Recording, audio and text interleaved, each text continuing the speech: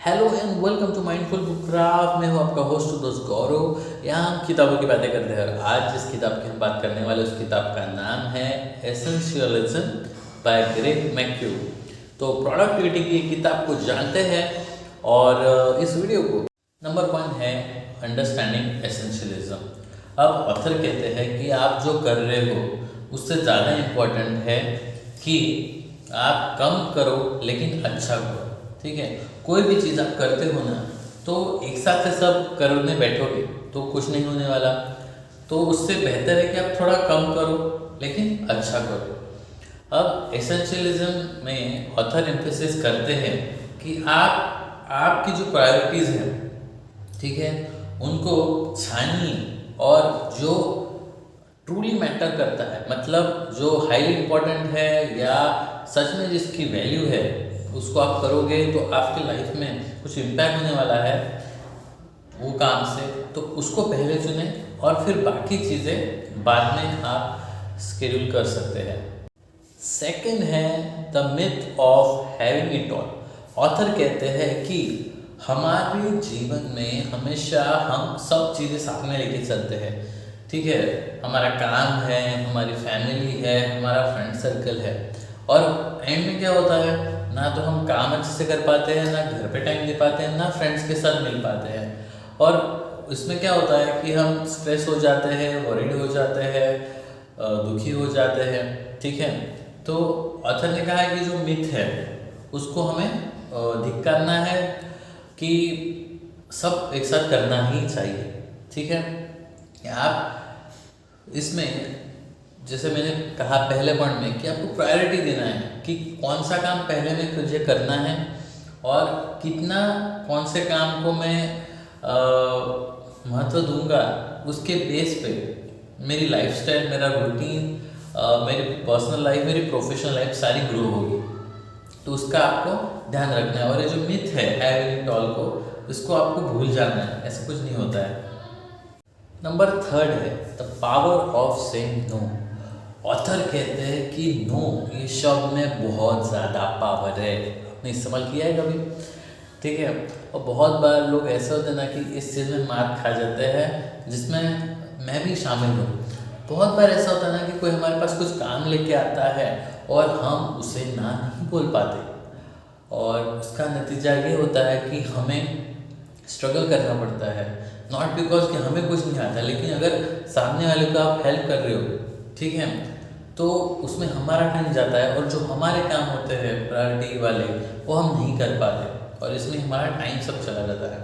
तो अगर कहते हैं इसलिए कि आपको पावर ऑफ नो बोलना सीखना होगा। ठीक है, सिंपल है नो, बट डिफ़िकल्ट भी होता है, सिचुएशंस ऐसी होती है।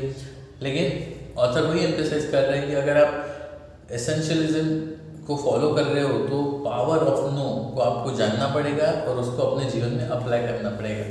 नंबर 4 है दी 90% रूल। ऑथर कहते हैं कि आपको अपने लाइफ में जो 10% काम है, दिन के, हफ्ते के, महीने के, साल के, ठीक है, कैसे भी आप कैटेगराइज कर सकते हो, उसको ज़्यादा वैल्यू देना है रैदर देन जो रिमेनिंग 90% है। ठीक है, इसको अगर हम आम तौर पे बोले तो मेरे पास अगर 10 काम है तो मुझे ऐसा एक काम ढूंढना पड़ेगा जो मेरे बाकी 90% काम, मतलब बाकी जो 9 काम है उनको समेट लेगा। तो उसको आप चुनिए और उस पर आप आगे बढ़िए, तो लाइफ इजी। और एसेंशियलिज्म का जो क्रक्स है, ठीक है, वो आपको उसमें से मिल जाएगा।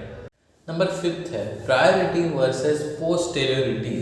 अब ये चीज़ आप भली बात ही जानते हो कि प्रायोरिटी वर्क क्या होता है और उसका अपोजिट पोस्टेरियोरिटी, मतलब जो चीज़ आप पोस्टपोन कर सकते हो, ठीक है, अपनी प्रायोरिटी लिस्ट में, उसको बोलते हैं पोस्टेरियोरिटी। अब एसेंशियलिज्म अगर आपको लाइफ में लाना है, एप्लीकेशन उसका करना है, तो आपको ये चीज़ समझनी पड़ेगी कि कौन सी चीज़ मेरी प्रायोरिटी वाली है और कौन सी चीज़ वो बाद में करने वाली है। ठीक है, अगर ये फ़र्क आप जान जाओगे, इसको अप्लाई करोगे, तो जैसा हम बोलते हैं कि प्रोडक्टिविटी के लिए जो फैक्टर्स ज़रूरी है वो यही सब चीज़ों से, छोटी छोटी बातों से आते हैं, जैसे डिसाइड करना what is priority and what is posterities. Number 6 है how to apply essentialism in your life. Author कहते हैं कि आपको अगर एसेंशियलिज्म अपने लाइफ में लाना है तो आपको एक ऑडिट करना पड़ेगा। ऑडिट वर्ड अगर जिन लोगों को पता नहीं है मैं बता दूं, ऑडिट में क्या होता है कि आप सारे चेकलिस्ट के हिसाब से वेरीफाई करते हो। मतलब कोई चीज़ आप बोल रहे हो, जैसे कि मैं अगर बोलता हूँ कि मैं डेली आधा घंटा रीड करता हूँ, तो ऑडिट में मैं क्या करूँगा खुद के ऑडिट में कि मैं वेरीफाई कराऊँगा या खुद करूँगा कि मैं डेली पढ़ता हूँ कि नहीं पढ़ता हूँ, जस्ट सिंपल। तो आपको उसमें कुछ चेकलिस्ट अपने लिए रखने पड़ेंगे जो कि आपके वैल्यूज़ पे डिपेंड है, ठीक है। अब आपके वैल्यूज़ कौन से हैं वो आपको आइडेंटिफाई करना है, उस हिसाब से एक चेकलिस्ट बनाओ 10 पॉइंट 20 पॉइंट का और ऑडिट कर लो। तो एसेंशियलिज्म का जो फैक्टर है जो ऑथर बोल रहे हैं आप में है या नहीं है, कितना कम है, वो हमें पता चल जाएगा।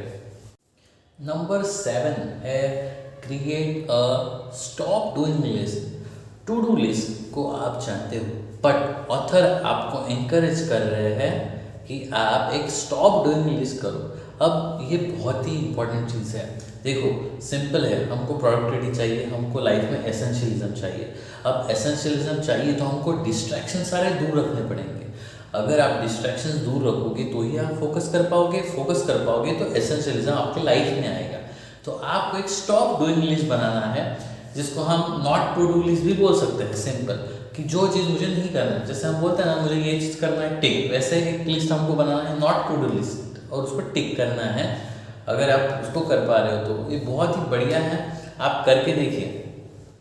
नंबर 8 है बैच प्रोसेसिंग। ऑथर कहते हैं कि आप जब आपके काम सिलेक्ट करते हो तो आप सिमिलर टास्क को अलाइन कीजिए, ठीक है।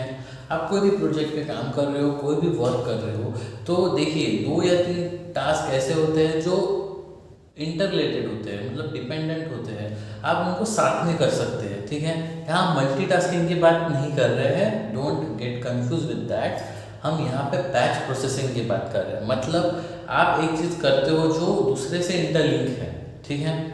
तो वो चीज़ आप जब करोगे ना तो एसेंशियलिज्म का जो एसेंस है वो ऑटोमेटिकली लाइफ में आ जाएगा।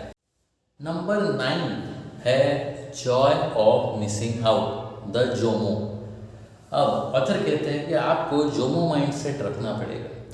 जोमो माइंडसेट मतलब क्या कि आप जो कर रहे हो उसमें खुश रहो, इंस्टेड कि जो नहीं है अभी नहीं हो रहा है उसके लिए चिंता करो।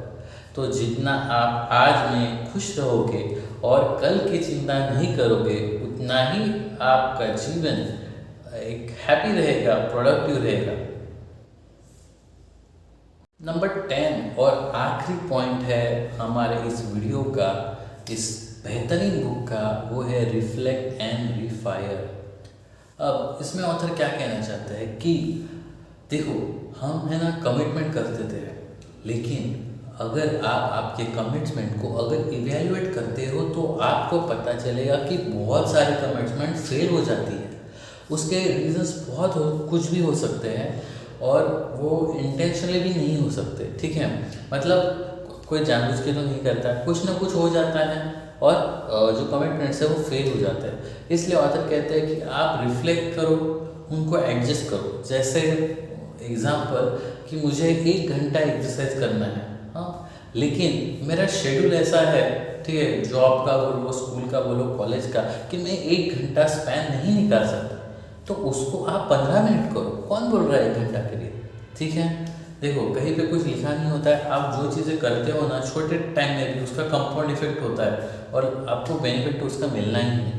तो आप वो चिंता छोड़ दो कि मैं 1 घंटा नहीं कर पा रहा हूँ, ठीक है, मैं बुक रीड नहीं कर पा रहा हूँ, मैं जिम नहीं जा पा रहा हूँ, मैं कुछ नया नहीं कर पा रहा हूँ, मैं एडवेंचर नहीं कर पा रहा हूँ, ये सब चीज़ें छोड़ दो और जस्ट अपने आप को इवेल्युएट कीजिए कि कौन सी चीज़ें हैं जो मैं नहीं कर पा रहा हूँ, लेकिन उसको करने के लिए शुरुआत में कैसे कर सकता हूँ। जैसे हमने किताब देखी थी एटॉमिक हैबिट, जिसमें ऑथर जेम्स क्लियर ने बोला था कि आप 2 मिनट रूल को फॉलो करिए। मतलब मैं कोई भी चीज़ अगर 2 मिनट के लिए कर सकता हूँ ना, तो मैं उसको धीरे धीरे धीरे एक्सटेंड कर सकता हूँ।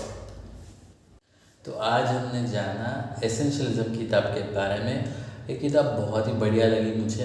मैं आपको इनकरेज करूँगा कि आप इस किताब को बाय करिए और पढ़िए। अगर इस किताब के लेसन्स, ये वीडियो का लर्निंग्स आपको वैल्यूबल लगा होगा तो प्लीज़ वीडियो को लाइक कर दो, इस वीडियो को अपने फ्रेंड्स फैमिली के साथ शेयर करो और चैनल को सब्सक्राइब करना ना भूलें। ऐसे कंटेंट आपको रोज़ाना 7 बजे देखने को मिलेंगे सिर्फ माइंडफुल बुक क्राफ्ट में। और आप जब किताब पढ़ोगे तो इस वीडियो पे कमेंट ज़रूर करना कि आपको इस किताब में सबसे अच्छी चीज़ क्या लगी। Until next time, keep reading, keep growing and keep mind crafting your beautiful life. This is Gaurav Gorote now signing off.